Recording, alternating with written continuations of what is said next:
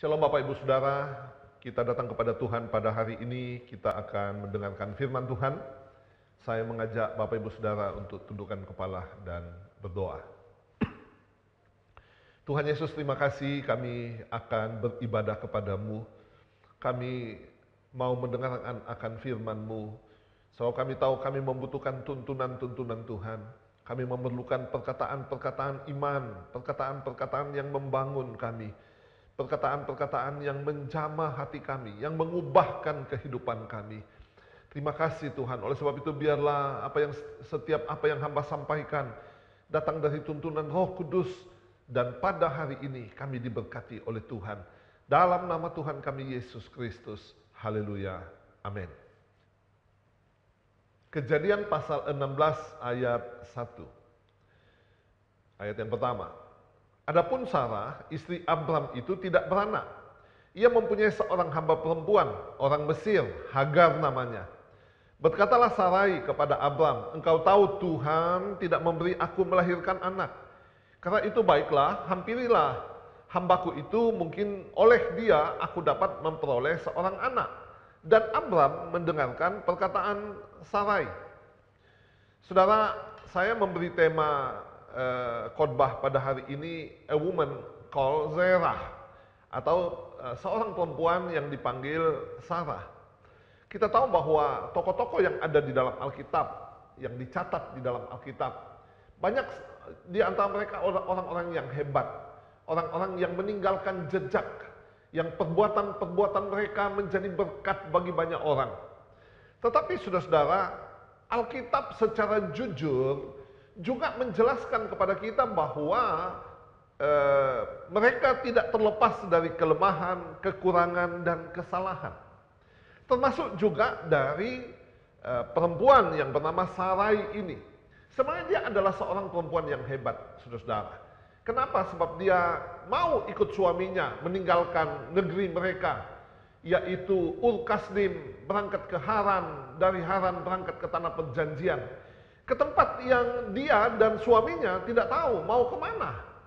Tetapi dia menjadi seorang istri yang menuruti kemauan suaminya, atau menuruti panggilan Tuhan di dalam suaminya untuk berangkat ke negeri yang ditentukan oleh Tuhan. Nah, kalau kita melihat keadaan Sarah ini, arti namanya, saudara-saudara, adalah princes, putri raja. Salah satu arti namanya. Arti yang lain adalah dominatif atau dominan. Ya, seseorang yang sangat dominan di dalam hidupnya. Kalau kita memperhatikan hari-hari ini, memang banyak ya, perempuan-perempuan atau wanita-wanita yang sangat dominan di dalam hidupnya. Dominan di pekerjaannya, dominan di kantornya, dominan di rumahnya, ya, bahkan dominan atas suaminya. Ya, bagaimana perempuan atau tipe perempuan-perempuan seperti ini ingin mengatur semuanya, semua kehendaknya itu harus terlaksana. Bapak Ibu, penting sekali kalau kita membaca di dalam firman Tuhan. Di Kolose pasal yang ketiga ayat 18. Dikatakan, hai istri-istri, tunduklah kepada suamimu sebagaimana seharusnya di dalam Tuhan. Kalau saya membaca di Alkitab bahasa Indonesia sehari-hari, dikatakan begini, saudara-saudara yang menjadi istri, taatlah kepada suamimu, sebab begitulah seharusnya kelakuanmu sebagai orang Kristen. Ternyata Alkitab mengajarkan kepada para ibu-ibu, kepada para wanita, bahasa Alkitab perempuan, bahwa kalau engkau adalah orang Kristen, maka taatilah suamimu. 1 Petrus pasal 3 ayat 1 mengatakan demikian. 1 Petrus pasal 3 ayat 1. Demikian juga kamu, hai istri-istri, tunduklah kepada suamimu, supaya jika ada di antara mereka yang tidak taat kepada firman, mereka juga tanpa perkataan dimenangkan oleh kelakuan istrinya. Nah, jadi Sarah ini adalah seorang yang sangat dominan di dalam kehidupannya. Lalu saudara, keadaan Sarah yang kedua adalah ternyata dia mandul. Kejadian pasal 11 ayat yang ke-30. Sarai itu mandul, tidak mempunyai anak. Saya mencatat saudara-saudara ada 8 wanita perempuan di dalam Alkitab yang tidak mempunyai anak, yang mandul, ya. Tetapi 7 di antara mereka kemudian hari melahirkan seorang anak, bahkan lebih. Siapakah mereka? Yang pertama adalah Sarai, yang kedua Ribka, yang ketiga Rahel, yang keempat adalah istri Manoah yang melahirkan Simson, ya. Yang kelima adalah Hana yang melahirkan Nabi Samuel. Yang keenam adalah perempuan Sunem, ya, perempuan Sunem yang suaminya sudah tua. Yang ketujuh adalah Elizabeth yang melahirkan Yohanes Pembaptis. Dan yang kedelapan adalah istri daripada Daud, yaitu Mikal, yang sampai kepada matinya dia tidak mempunyai anak. Dan saya berdoa saudara-saudara untuk hari-hari ke depan kita akan belajar dari para wanita-wanita ini, 8 wanita mandul yang ada di dalam Alkitab. Nah, keadaan yang ketiga daripada Sarah ini adalah dia amat sangat cantik. Cantik, saudara-saudara. Ya, Kejadian pasal 12 ayat yang keempat. Pada waktu itu usia Abram adalah 75 tahun dan Sarah atau Sarai 65 tahun. Apa buktinya dia cantik? Diakui oleh suaminya Abram. Kejadian pasal 12 ayat 11. Memang aku tahu bahwa engkau cantik.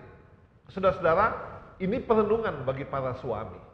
Apakah atau masih adakah di antara suami-suami yang masih mengatakan kepada istrinya, engkau cantik? Mungkin kalau dia pengantin baru atau baru menikah, ya 1, 3, 5 tahun, masih tahun-tahun di mana bulan madu itu masih sangat kental, masih sangat terasa, suami-suami masih mengatakan, istriku engkau cantik. Tapi bagaimana kalau usia pernikahan itu di atas 10 tahun, 20 tahun, 30 tahun, 40 tahun? Ketika penampilan istri itu sudah lebar, sudah makin gemuk, rambut sudah banyak putih, jalannya pelan-pelan sudah mulai bongkok, apakah suami-suami engkau masih mengatakan, istriku engkau adalah perempuan yang cantik? Nah, saudara-saudara, Sarah ini adalah seorang perempuan yang cantik, diakui oleh suaminya. Yang kedua, diakui oleh pegawai-pegawai Firaun. Di ayat yang ke-15, Kejadian pasal 12 ayat yang ke-15. Dan ketika penggawa-penggawa Firaun melihat Sarai, mereka memuji-muji di depan Firaun, sehingga perempuan itu dibawa ke istana Raja Firaun.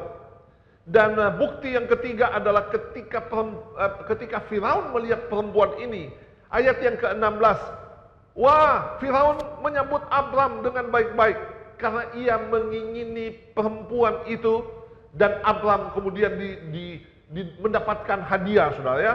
Dia mendapatkan kambing domba, lembu sapi, keledai jantan, budak laki-laki dan perempuan, keledai betina dan onta yang sangat banyak diberikan kepada Abram. Kenapa? Sebab Firaun melihat Sarai sangat cantik di usia yang ke-65 tahun dan dia mengingininya. Luar biasa saudara-saudara bahwa seorang perempuan yang berusia 65 tahun masih memikat hati seorang Firaun. Tetapi saudara, kalau kita memperhatikan cerita tentang Sarai selanjutnya, keadaannya yang berikutnya adalah sayang sekali, ya, kerohaniannya itu rendah, atau kehidupan kerohaniannya tidak sebaik penampilan jasmaninya. Bapak Ibu, kita perlu memperhatikan ini. Seringkali kita terjebak kepada penampilan jasmani. Banyak orang laki-laki dan perempuan itu senang dengan penampilan jasmani, dengan pakaian, dengan kendaraan, dengan handphone, dengan aksesoris lainnya. Semuanya ingin menampilkan penampilan-penampilan jasmani yang baik. Padahal saudara-saudara, bukan itu yang utama. Yang paling utama adalah yang disebut inner beauty, yaitu kecantikan yang datang dari dalam. Kecantikan yang kemudian seperti sebuah karisma yang keluar dari dalam kehidupan seseorang yang dapat menjadi berkat bagi orang lain. Saya tidak tahu bagaimana setiap hari saudara-saudara ketika sekarang ini kita ada di rumah, lockdown. Tapi saya merasa banyak perempuan-perempuan atau ibu-ibu yang tidak pernah lagi berdandan. Karena dia merasa buat apa saya berdandan, saya tidak keluar rumah. Jadi kalau kita merenungkan, kenapa ibu-ibu itu berdandan ketika dia mau keluar rumah? Untuk apa dia berdandan ketika dia mau keluar rumah? Supaya dilihat orang. Rambutnya dicat, pipinya dikasih merah, pakai lipstick, eyeshadow, bajunya diganti yang baik, disemprot perfume, supaya orang melihat dia dan orang berkata, aduh ibu kamu cantik sekali. Saudara-saudara, padahal ibu-ibu lupa bahwa seharusnya penampilan jasmani itu harus disaksikan oleh suaminya atau orang yang ada di dalam rumahnya. Karena seringkali ibu-ibu lupa bahwa pertunjukan dirinya itu adalah seperti sebuah pertunjukan dan yang menonton itu adalah orang yang ada di dalam rumahnya. Oleh sebab itu saya menghimbau melalui renungan ini, ibu-ibu, sekalipun engkau ada di rumah, berdandanlah, ya. Sedikit lebih baik, jangan pagi bau bawang, siang bau bawang, malam tetap bau bawang. Pagi pakai daster, siang pakai daster, malam tetap pakai daster. Sampai suaminya mulai marah, kenapa kamu tidak pernah mandi? Ya, kamu itu sudah bau, kamu itu tidak nyaman untuk dilihat. Dan selanjutnya sehingga mungkin bisa menimbulkan pertengkaran. Demikian juga dengan bapak-bapak. Ya, perhatikanlah, kumis itu dicukur dengan rapi, jenggotnya dicukur dengan rapi. Bukan berarti bahwa kita tidak memerlukan penampilan jasmani, kita hanya butuh penampilan rohani, bukan. Ya, penampilan rohani itu adalah keharusan, tetapi penampilan jasmani tidak boleh dilupakan. Haleluya. Nah, kita lihat saudara-saudara tentang Sarai ini. Dia seorang yang cantik jelita di usia yang ke-65 tahun. Tetapi sekali lagi bahwa kerohaniannya tidak menonjol. Kerohaniannya adalah kerohanian yang rendah. Apa bukti kerohaniannya rendah? Saudara-saudara, dari perkataannya kita bisa menilai apakah dia rohani atau dia tidak rohani. Coba kita lihat perkataannya. Kejadian pasal 16 ayat yang kedua. Berkatalah Sarai kepada Abram, engkau tahu Tuhan tidak memberi aku melahirkan anak. Saudara-saudara, dari perkataannya yang pertama, ya, untuk mengetahui dia tidak rohani adalah dia merasa kemandulannya itu datang dari Tuhan. Jadi apa yang terjadi dengan dia itu datangnya dari Tuhan. Mari kita mau melihat keberadaan kita masing-masing, saudara-saudara. Saya kira banyak masalah yang kita hadapi hari-hari ini dengan adanya social distancing. Banyak masalah dengan kita tetap di rumah, ya, banyak masalah dengan ekonomi kita dan selanjutnya. Tahukah saudara bahwa masalah hidup yang datang menimpa kita seringkali merupakan ujian pengenalan kita akan Tuhan. Sekali lagi, seringkali masalah yang kita hadapi adalah ujian bagi kita buat pengenalan kita akan Tuhan. Bagi Sarai, masalah yang dia hadapi adalah karena Tuhan. Padahal saudara-saudara, Tuhan tidak pernah merancangkan yang jahat menimpa kita. Yang percaya katakan amin. Tuhan tidak pernah merancangkan rancangan yang keliru, rancangan yang buruk di dalam kehidupan kita. Apakah rancangan Tuhan di dalam kehidupan kita? Yang pertama, damai sejahtera dan masa depan atau hari depan yang penuh dengan pengharapan. Ada hope pada hari yang akan datang. Ada harapan yang besar pada hari yang akan datang. Karena Yeremia pasal 29 ayat 11. Yeremia 29 ayat 11 mengatakan, sebab aku ini mengetahui rancangan-rancangan apa yang ada padaku mengenai kamu, demikianlah firman Tuhan, yaitu rancangan damai sejahtera, rancangan damai sejahtera, taruh di dalam hati saudara, rancangan damai sejahtera dan bukan rancangan kecelakaan. Untuk memberikan kepadamu hari depan yang penuh harapan. Ya, artinya apa saudara-saudara? Jangan takut dan khawatir akan hari esok. Besok akan lebih baik dari hari ini. Itu iman kita. Besok akan lebih baik dari hari ini. Milikilah pengharapan akan hidup bersama-sama dengan Tuhan. Bahwa saya akan bersama-sama dengan Tuhan selama-lamanya sampai selama-lamanya. Apa rancangan Tuhan di dalam kehidupan kita? Yang kedua, hidup dalam kelimpahan. Yohanes pasal 10 ayat 10b, Yohanes pasal 10 ayat 10b, aku datang supaya mereka mempunyai hidup dan mempunyainya di dalam segala kelimpahan.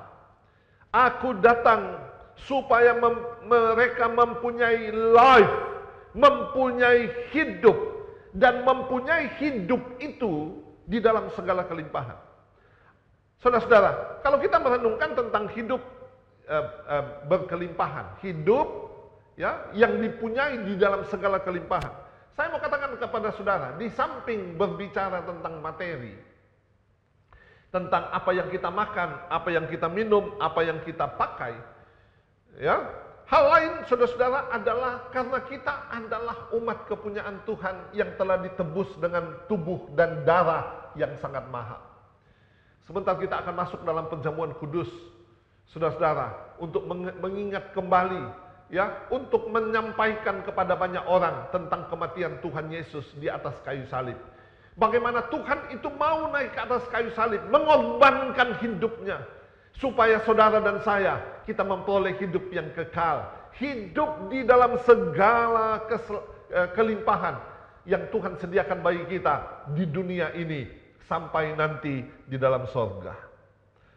Ya, saudara-saudara, apakah rancangan Tuhan dalam hidup kita? Alkitab mengatakan kita akan dihimpun oleh Tuhan, dikumpulkan oleh Tuhan. Ini rancangan Tuhan. Tuhan tidak akan membiarkan kita, meninggalkan kita, tapi Dia akan mengumpulkan kita. Kalau kita membaca di Mika pasal 4 ayat yang ke-12, firman Tuhan berbunyi demikian. Tetapi mereka itu tidak mengetahui rancangan Tuhan. Mereka tidak mengerti keputusannya, bahwa Ia akan menghimpunkan mereka seperti berkas gandum ke tempat pengirikan. Saya mau ulangi, saudara-saudara, bahwa Tuhan akan menghimpunkan mereka. Siapakah yang disebut mereka? Bapak Ibu, orang-orang yang mempunyai persiapan rohani yang baik. Selama ada di dunia ini, mempersiapkan rohani yang baik. Bagaimana rohani itu dari no faith, tidak punya iman, ya, iman yang kecil, iman yang bertumbuh, iman yang besar. Ya. Yang Tuhan cari, saudara-saudara, adalah orang yang mempersiapkan dirinya untuk mencapai kedewasaan rohani di dalam nama Tuhan Yesus. Kalau pada satu hari nanti mempelai itu akan datang, dan yang akan menjadi mempelai perempuan adalah orang-orang yang dewasa secara rohani. Orang-orang yang bukan penakut, orang-orang yang bukan pecundang, orang-orang yang tidak mudah tersinggung, orang-orang yang murah hati, dan selanjutnya. Orang-orang yang mau memenangkan jiwa, memenangkan orang lain, membawa lebih banyak lagi orang masuk ke dalam lumbungnya Tuhan. Orang-orang yang mau menyampaikan firman Allah kepada banyak orang tentang satu-satunya jalan dan keselamatan dan hidup di dalam nama Tuhan Yesus Kristus. Haleluya. Saudara-saudara, kita semua akan dihimpunkan oleh Tuhan. Itu adalah rancangan Tuhan di dalam kehidupan kita. Jadi, saudara-saudara, Sarai ini perkataannya itu tidak benar. Dia merasa bahwa kemandulannya itu datang dari Tuhan. Yang kedua adalah dia melemparkan tanggung jawab. Perkataannya Kesalahpahamannya dia berkata kepada suaminya, ya. Kejadian pasal 16 ayat yang kelima. Lalu berkatalah Sarai kepada Abram, penghinaan yang kuderita ini adalah tanggung jawabmu. Akulah yang memberikan hambaku ke pangkuanmu, tetapi baru saja ia tahu bahwa ia mengandung, ia memandang rendah akan aku. Dia melemparkan tanggung jawab, kesalahan ini ada pada Abram, ya, sampai budakku itu yang namanya Hagar memandang rendah kepadaku. Padahal saudara-saudara, kalau kita merenungkan, sebenarnya siapa yang salah? Apakah Abram ataukah Sarai? Ya, padahal dialah saudara-saudara yang bersalah. Kenapa? Dia yang mandul. Dia yang mandul. Saya mau katakan kepada saudara, kedewasaan rohani adalah berbuah. Oke, tidak mandul. Hasilkanlah buah yang dapat dilihat dan dinikmati orang lain. Saya mau ulangi ini saudara-saudara. Sarai kerohaniannya tidak menonjol. Ya, kerohaniannya rendah. Ya, dia mandul. Kedewasaan rohani adalah menghasilkan buah, tidak mandul. Ini lawan katanya, ya, saudara-saudara. Hasilkanlah buah yang dapat dilihat orang, dapat dinikmati oleh orang lain. Kalau engkau anak Tuhan, kalau kita ini anak Tuhan, maka kita harus menjadi berkat bagi orang lain. Orang dapat melihat kita dan orang menikmati, ya, buah yang keluar dari dalam kehidupan kita. Lihat ini kesalahannya Sarai. Dialah yang menyodorkan Hagar itu kepada Abraham, kepada Abram. Ya. Dia tidak berpikir panjang, dia menyodorkan budaknya, hambanya itu kepada Abram. Sementara saudara-saudara, kedewasaan rohani adalah sebelum bertindak, berpikirlah lebih dahulu. Ya, saudara-saudara, kalau kita mau melakukan sesuatu, pikirkanlah lebih dahulu, mintalah tuntunan Tuhan. Sarai tidak tanya-tanya Tuhan, saudara. Dia pikir ini jalan yang terbaik, dia serahkan Hagar itu menjadi istri daripada Abram. Lalu kesalahannya adalah, coba sudah perhatikan, Hagar itu adalah hambanya, budaknya. Dialah yang mengajarkan segala sesuatu, etika, sopan santun, setiap hari, bagaimana pendudukan diri dari seorang hamba kepada tuannya, bagaimana seorang hamba dapat melakukan tugas dan tanggung jawabnya sebagai seorang bawahan. Dialah yang harusnya mengajar segala sesuatu. Bapak Ibu, orang-orang dewasa adalah orang-orang yang berhasil mendidik orang lain. Kita mengenal dengan nama kaderisasi. Pertanyaannya saudara-saudara adalah, apakah kita telah menghasilkan kader di dalam kehidupan kita? Orang tua melahirkan pendidikan yang baik kepada anak-anak, dan kemudian kepada orang yang ada di dalam kehidupannya, orang-orang yang ada di sekitarnya. Apakah kita sebagai orang yang dewasa itu berhasil mempengaruhi, mentransfer sesuatu kepada orang lain, sampai orang-orang yang buruk di sekitar kita dapat menjadi baik? Haleluya. Sarai tidak berhasil, saudara-saudara. Perkataannya adalah perkataan yang buruk. Dia melimpahkan tanggung jawab itu kepada suaminya Abram. Bukti yang ketiga, saudara-saudara, bahwa Sarai ini adalah seorang yang kerohaniannya tidak menonjol atau kerohaniannya rendah, adalah dia mentertawakan janji Tuhan. Kejadian pasal 18 ayat yang ke-11. Kejadian 18 ayat yang ke-11. Atau ayat yang ke-10. Dan firman-Nya, sesungguhnya aku akan kembali tahun depan mendapatkan engkau. Pada waktu itulah Sarah istrimu akan mempunyai seorang anak laki-laki. Dan Sarah mendengar pada pintu kemah yang di belakangnya. Adapun Abraham dan Sarah telah tua dan lanjut umurnya, dan Sarah telah mati haid. Ayat yang ke-12. Jadi tertawalah Sarah dalam hatinya, katanya, akan berahikah aku setelah aku sudah layu, sedangkan tuanku sudah tua? Saudara kasih dalam Tuhan, perenungannya bagi kita adalah salah satu karakter daripada janji Tuhan ialah tidak masuk di akal. Saya ulangi, saudara-saudara. Salah satu karakter daripada janji Tuhan adalah seringkali janji itu tidak masuk di akal manusia. Itu sebabnya ketika Tuhan itu mengatakan Sarai akan mengandung atau akan melahirkan seorang laki-laki, tidak masuk di akal. Karena dia sudah tua, ya, dan tuannya juga atau suaminya juga sudah tua. Jadi dia tertawa di dalam hatinya, menunjukkan kerohanian yang tidak dewasa.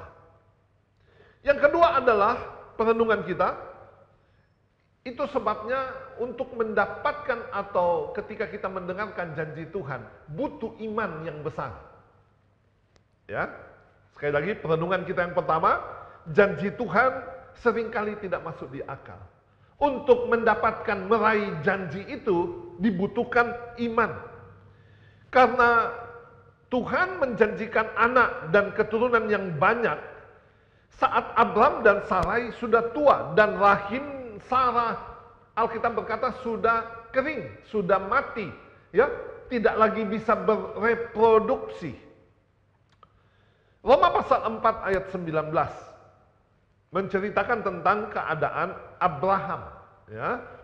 Imannya tidak menjadi lemah walaupun ia mengetahui bahwa tubuhnya sudah sangat lemah karena usianya telah kira-kira 100 tahun dan bahwa rahim Sarah telah close, tertutup. 20. Tetapi terhadap janji Allah ia tidak bimbang karena ketidakpercayaan. Malah ia diperkuat dalam imannya dan ia memuliakan Allah.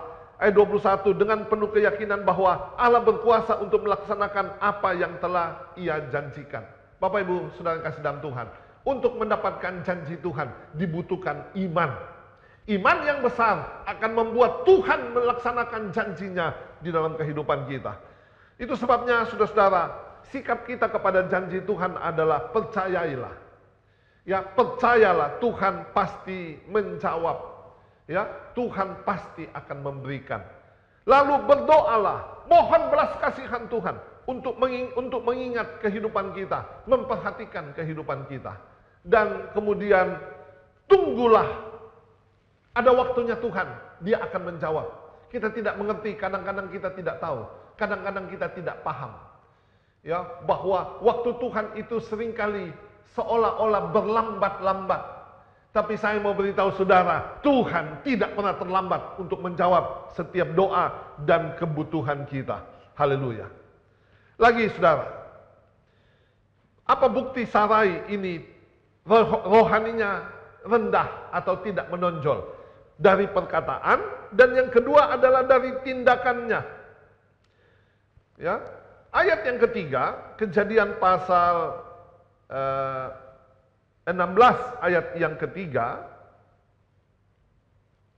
firman Tuhan berbunyi demikian. Berkatalah Sarai kepada Tuhan, engkau tahu Tuhan tidak memberikan aku melahirkan anak. Karena itu baiklah hampiri hambaku ini, mungkin oleh dialah aku dapat memperoleh seorang anak. Ayat ketiga, jadi Sarai istri Abram itu mengambil Hagar hambanya, orang Mesir itu, yakni ketika Abram telah 10 tahun tinggal di tanah Kanaan, lalu memberikannya kepada Abram suaminya untuk menjadi istrinya. Tindakan daripada Hagar ini, saudara-saudara, adalah dia berusaha menolong Tuhan. Mari kita lihat pelajaran kita dari poin ini. Sarah tidak pernah mengerti mana bagian yang harus dia lakukan, mana bagian yang harus dikerjakan oleh Tuhan. Bagian yang harus dia kerjakan adalah percaya. Percaya. Ini bagian kita, saudara-saudara. Untuk mendapatkan janji Tuhan, percaya. Modal kita hanya percaya. Kita tidak bisa melakukan apa-apa. Percayalah, janji Tuhan itu akan datang kepada kita. Dan kemudian di balik kepercayaan kita kepada Tuhan, Tuhan yang akan melaksanakan, ya, membuka kemandulan di dalam kehidupan kita dalam nama Tuhan Yesus. Lihat, yang kedua adalah Sarah tidak percaya kepada janji mendapatkan anak. Ya, kenapa? Karena dia melihat kemampuan dirinya sendiri. Dia bilang begini, Akan birahikah aku kepada tuanku? Ya, padahal aku sudah layu. Saya belajar kepada kata layu ini dalam bahasa Ibrani balah, ya, yang artinya fail, gagal. Bapak Ibu, perhatikan baik-baik ini. Iblis selalu mau menutup berkat-berkat Tuhan datang kepada kita. Iblis selalu mau datang mengintimidasi kita. Dan iblis selalu mau mengatakan kamu orang gagal, kamu orang kalah, kamu orang patah, kamu tidak bisa berhasil, kamu pasti gagal. Sarah memperhatikan dirinya, dia orang yang fail, orang yang gagal. Arti yang kedua daripada bala ini adalah wear out atau habis. Sudah habis. Tidak ada daya lagi. Semua sudah dia lakukan. Saya percaya, ya, entah kalau zaman sekarang entah dokter mana lagi yang tidak didatangi oleh Abraham dan Sarah, karena mereka orang yang punya harta yang banyak. Saya percaya juga pada zaman itu semua ilmu sudah dicoba, semua daya sudah dicoba, semua cara sudah dicoba, tetapi sampai usia tua dia tetap mandul. Saudara-saudara, itu sebabnya dia mengatakan dirinya habis. Habis, telah dihabiskan semuanya. Ya, saya ingat cerita tentang seorang perempuan lelehan darah yang datang bilang begini, asal kujama jumbai jubahnya. Orang ini sakit selama 12 tahun lelehan darah dan telah dihabiskan semua yang ada padanya untuk berobat, tapi dia tidak berhasil. Tetapi dengan langkah iman dia datang di tengah-tengah kerumunan orang banyak, dia bilang di dalam hatinya, asal kujama jumbai jubahnya. Saudara-saudara, mungkin hari ini Anda orang gagal. Mungkin hari ini Anda adalah orang yang tidak pernah berhasil dalam hidupmu. Saya mau beritahu saudara, ada satu sosok yang dapat memberikan keberhasilan kepada kita, yaitu di dalam nama Tuhan Yesus. Datanglah saudara dengan iman, seperti perempuan lelehan darah ini. Asal kujama jumbai jubahnya, aku pasti akan sembuh. Datanglah kepada Tuhan, saudara-saudara. Engkau bisa. Ya, Tuhan bisa. Kita semua bisa. Tuhan yang besar, Tuhan yang mempunyai langit, bumi, dan laut, dan segala isinya, dapat memberikan kepada kita kemampuan untuk membuat kita berhasil. Arti yang ketiga daripada balah ini adalah waste, atau limbah, atau sisa. Ya, bagi Sarah, dia ini sudah seperti limbah. Sisa-sisa, tidak ada lagi bahkan sisanya. Bapak Ibu, Sarah tidak tahu Tuhan sanggup mendaur ulang. Kalau Anda mengambil sampah, masukkan ke dalam kantong plastik, masukkan ke dalam tempat sampah, dan kemudian akan diangkut oleh mobil, dibuang ke tempat sampah. Bagi kita tidak ada lagi, saudara, ya, tidak ada lagi gunanya. Tapi tahukah saudara, di sana, di tempat pemulungan, ada orang-orang yang akan mengambil buangan limbah kita untuk menjadikannya barang yang berharga. Dengar Bapak Ibu Saudara, hari ini mungkin engkau merasa dirimu adalah sisa, ampas, limbah. Ada satu tangan Tuhan yang sanggup untuk mendaur ulang kita, memperbaiki kehidupan kita, sampai pada satu hari kita menjadi orang yang berharga di mata Tuhan. Haleluya. Pelajaran yang ketiga dari sikap Sarah untuk menolong Tuhan. Yang pertama, dia tidak mengerti mana bagiannya dan mana bagian Tuhan. Yang kedua, dia tidak percaya kepada janji Tuhan sebab dia melihat kemampuan dirinya sendiri yang sudah tua, sudah layu. Dan yang ketiga adalah Sarah memperhatikan faktor alternatif. Ya, dia cari jalan lain, plan B. Bagaimana saudara-saudara usahanya untuk memberikan Hagar kepada Abraham supaya dari perempuan budak ini lahir anak bagi dia. Saya mau katakan saudara-saudara, ini berbicara tentang seseorang yang mengandalkan kemampuannya sendiri, mengandalkan dirinya sendiri, mencari jalan keluar dengan caranya sendiri. Tahukah saudara bahwa Tuhan yang kita sembah adalah Tuhan yang mencari orang-orang yang tidak punya plan B. Yang hanya ada satu jalan di dalam nama Tuhan. Haleluya. Saya ingat orang yang sakit 38 tahun lamanya di kolam Bethesda, Yohanes pasal yang kelima. Sewaktu-waktu malaikat Tuhan turun menggoncangkan air kolam itu, dan siapa yang turun ke dalamnya pertama kali akan menjadi sembuh apapun juga penyakitnya. Ada seorang di sana yang sudah 38 tahun lamanya sakit. Dia tidak pernah punya kesempatan untuk turun ke dalam kolam itu. Dan kemudian Tuhan Yesus datang kepada dia. Dan Tuhan bilang begini, maukah engkau sembuh? Lalu kemudian orang ini membuat sebuah pengakuan. Dia bilang begini, Tuhan, tidak ada orang yang menurunkan aku ke kolam itu waktu airnya sedang digoncangkan. Waktu aku menuju ke sana, orang lain sudah turun mendahului aku. Saudara kasih dalam Tuhan, orang ini ada di kolam Bethesda, mengharapkan mujizat Tuhan, tapi dia tidak mengandalkan Tuhan. Dia mengandalkan dirinya sendiri, dan dia mengandalkan orang lain. Mari saudara-saudara, di hari-hari yang tidak nyaman karena COVID-19 ini, kita tidak mengandalkan siapa-siapa. Kita mengandalkan Tuhan kita yang besar. Dialah yang sanggup untuk menolong kita, meluputkan kita, memperbaiki keadaan kita. Barangkali saudara banyak kebutuhan yang belum terjawab hari ini. Angkat hatimu kepada Tuhan. Berdoalah, berserulah kepada Tuhan. Maka dia yang akan menjawab, melakukan mujizat di dalam kehidupanmu. Dan biarlah saudara-saudara, hidup kita ini penuh dengan kesaksian, mempermuliakan nama Tuhan kita, Yesus Kristus. Haleluya. Amin. Bapak Ibu Saudara kasih dalam Tuhan, kita akan masuk dalam perjamuan kudus. Mari kita mau bangkit berdiri bersama-sama dimanapun Anda berada. Bangkitlah dari tempatmu dan ambil roti, pegang di tangan kanan, dan kita berdoa. Terima kasih Tuhan. Terima kasih untuk kesempatan bagi kami melakukan perjamuan kudus ini. Sekalipun kami melakukannya di rumah kami masing-masing. Tuhan Yesus, berkat-Mu turun atas kami semua. Di tangan kami memegang roti ini Tuhan. Mari saudara-saudara, pegang roti itu, angkat lebih tinggi di atas kepala saudara. Bukankah roti yang kita pecah-pecahkan ini adalah persekutuan kita dengan tubuh Kristus? Makanlah di dalam nama Tuhan Yesus Kristus. Haleluya.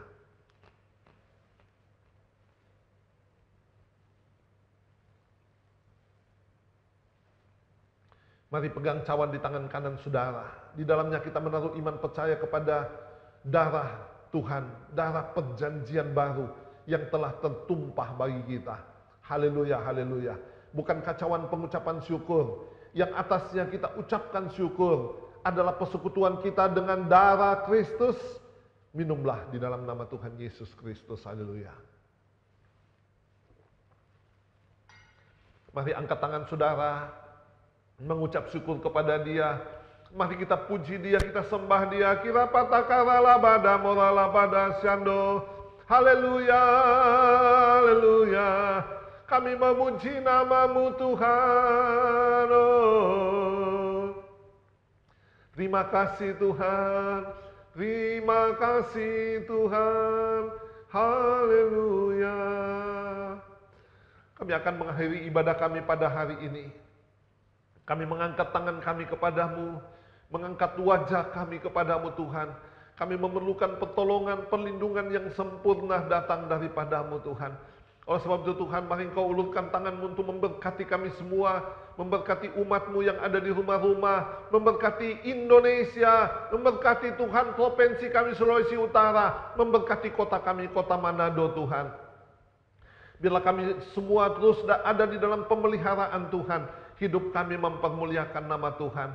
Haleluya. Gereja Tuhan, biarlah berkat rahmat Allah, anugerah Allah yang berlimpah-limpah turun dalam kehidupan-Mu. Pertolongan yang sempurna yang datang dari Tuhan Yesus Kristus, yang akan menyertai, menuntun, menolong, membimbing kita semua, bersama-sama dengan kasih daripada Roh Kudus, yang akan menjamah kehidupan kita, mengurapi kita, memberikan kepada kita kuasa dan otoritas yang besar, mulai saat ini, sampai Maranatha mempelai laki-laki datang menjemput kita semua, bahkan kekal sampai selama-lamanya. Di dalam satu nama yang hebat, nama yang dahsyat, nama yang luar biasa, yaitu di dalam nama Tuhan Yesus Kristus. Haleluya. Semua yang percaya diberkati Tuhan. sama-sama katakan amin, amin, amin, amin. Haleluya, Tuhan memberkati kita semua. Amin.